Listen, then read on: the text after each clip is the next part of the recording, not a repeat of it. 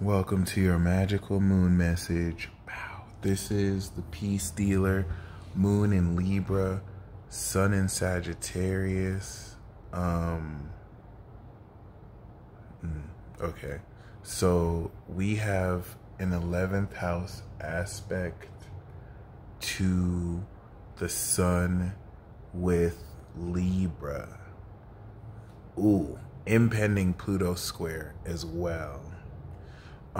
Some of you may feel the weight of independent decisions you take where it's not as simple as you just choosing yourself, but like making decisions that you know are right for your soul,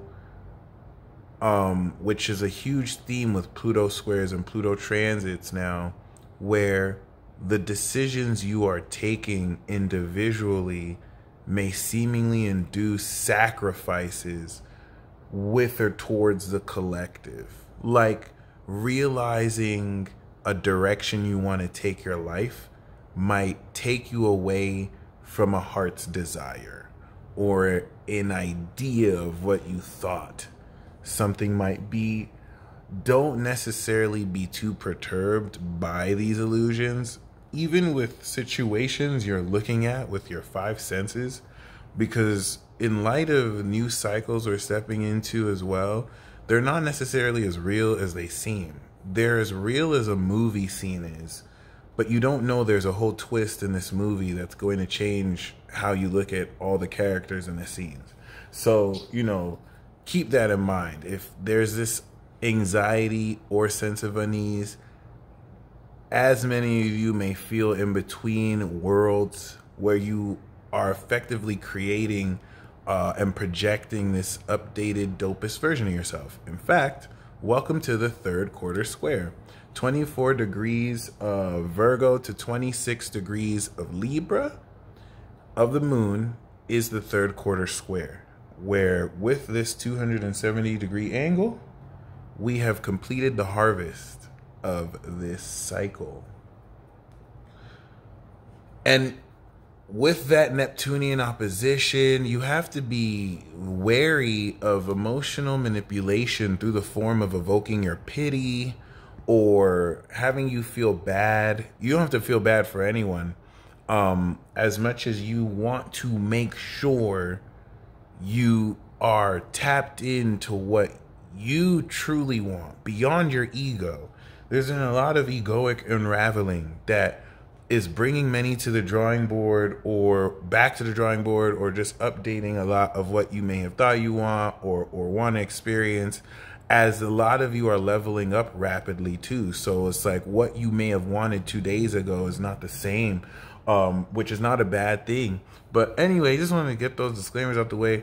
The moon in Libra is helping you understand balance. What are you balancing? You're balancing the extraordinary belonging of the superstar team and clique of artists that you will effectively move forward with cardinally and socially with Libra.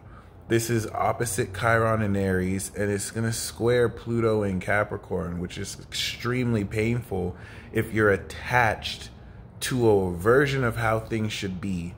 Of course, if what you are visualizing is aligned with truth, this extreme square is going to be extremely liberating. But for people who are just delusional as all hell and refuse to accept reality, refuse to accept aspects of their shadow, refuse to accept aspects of their life that push them to do better and be better, then this is going to hurt like a bitch. Like, this is going to be a perpetual reminder that, control is an illusion, and everything you're doing to fit in a collective that does not honor your individuality is a waste of fucking time and really just dumb as hell. But for real. So with that in mind, there's a sense of liberation that you're coming into, because once we reach 26 degrees Libra, we're stepping into the activation of the 11th house transit, okay? Rewards from career. The actions you're taking coming into 26 degrees Libra, which will be exactly the square to Pluto, is the equivalent of harvesting crops. You're literally coming into the high score.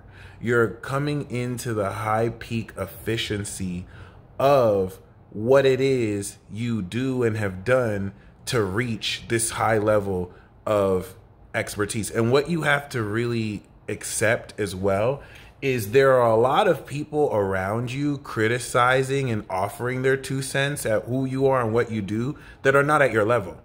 If we're just talking about facts, these people don't have the experience doing what you do. These people don't even have like 2 years, 2 months, 2 weeks worth of experience doing what you do. And you clearly don't know what you do because they feel like they can offer you 2 cents. They feel like they can look at the idea around of what you're harvesting and give their insight on what it is when it's clear they don't know.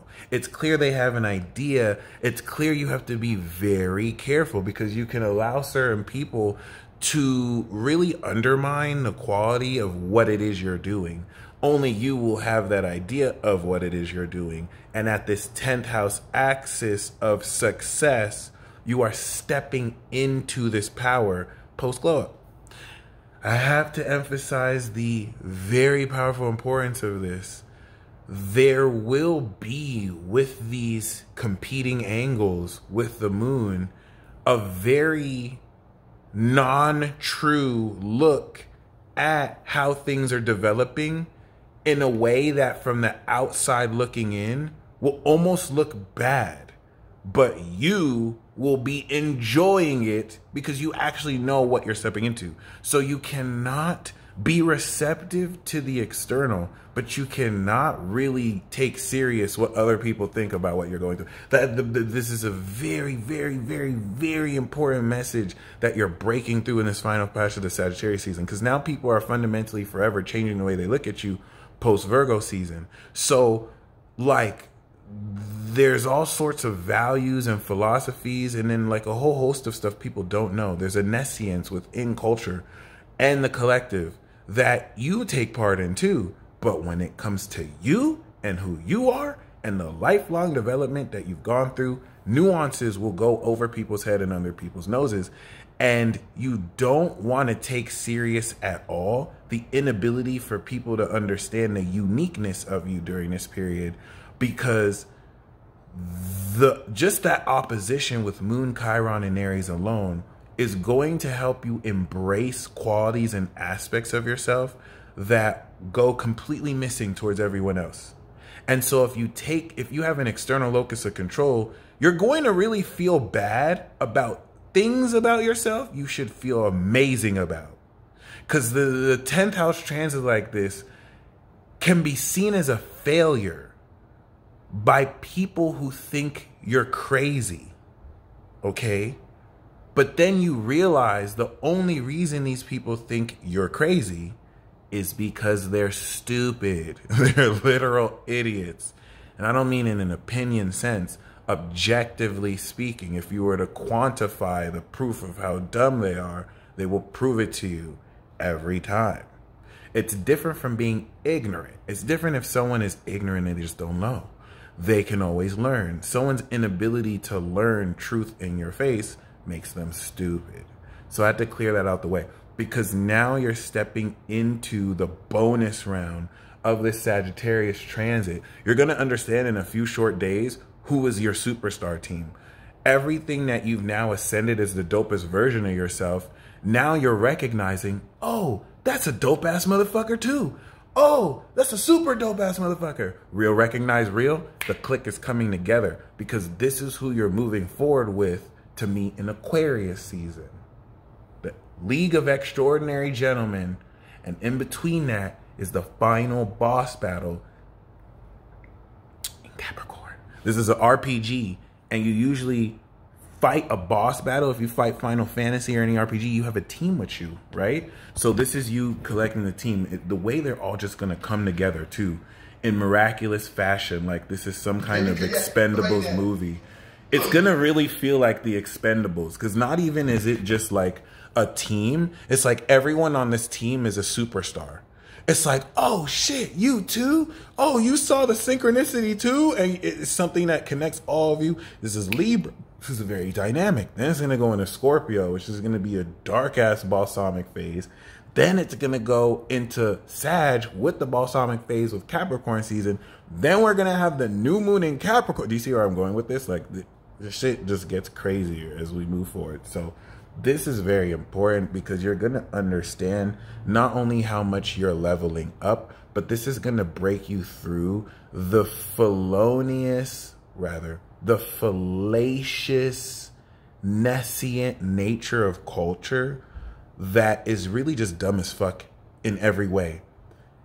In an attempt, in a way that also reminds you of the leverage you have as an individual not affected by groupthink.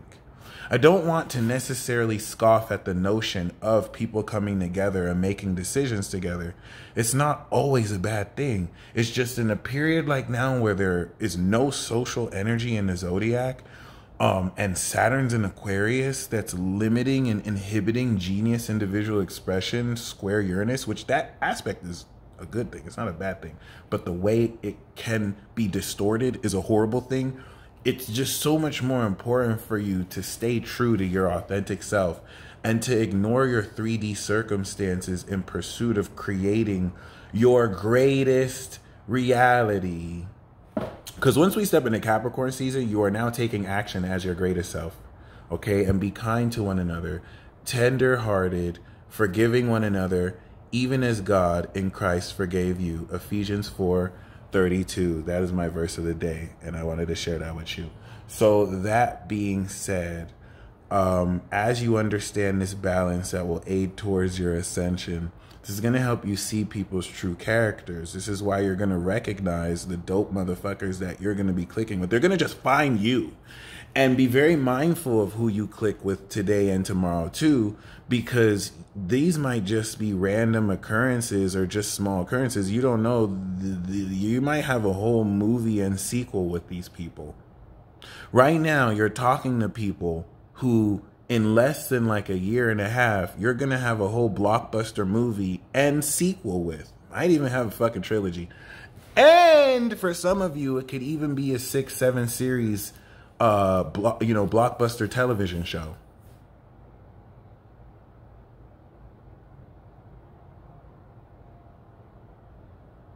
You know exactly what I'm talking about. So you're going to recognize, you're going to have that feeling like, wow, if I was in a movie, like that person would totally be one of the main characters.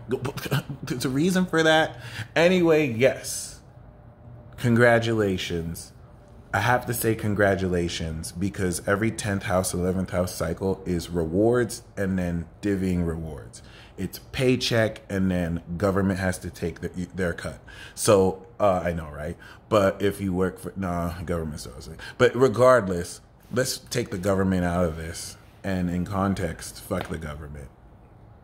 Anyway, other than that, yes, this is amazing. Because this 10th house aspect coming into 26 degrees Libra is basically showing you the results. This is the results of the transit.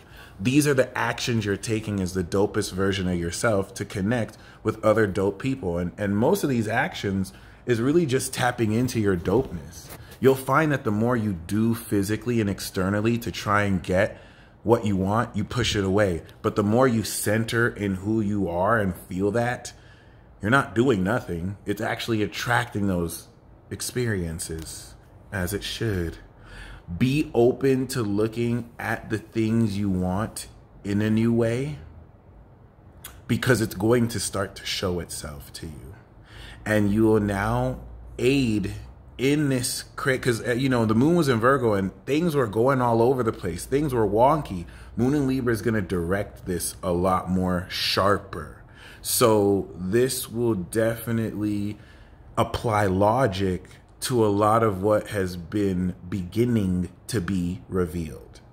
And you have a lot of people who look at, for example, this stuff I do, like it's bullshit and like, I don't know what I'm saying. Eat a fucking dick. Suck a dick. You stupid ass motherfucker. You don't even know your goddamn moon sign. You don't even know basic astrology.